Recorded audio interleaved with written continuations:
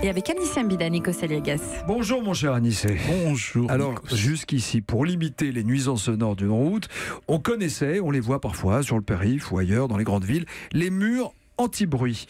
Eh bien aujourd'hui, on arrive à faire des chaussées apparemment qui divisent par 3 le bruit des voitures.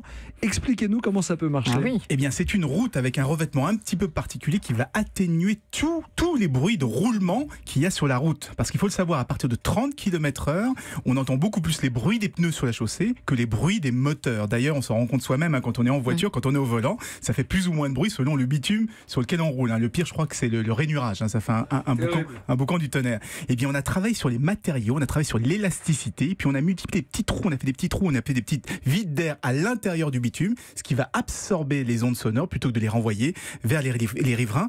Écoutez ce que ça donne. C'est une voiture qui arrive sur une chaussée classique et qui, pile devant nous, va passer sur du bitume anti-bruit.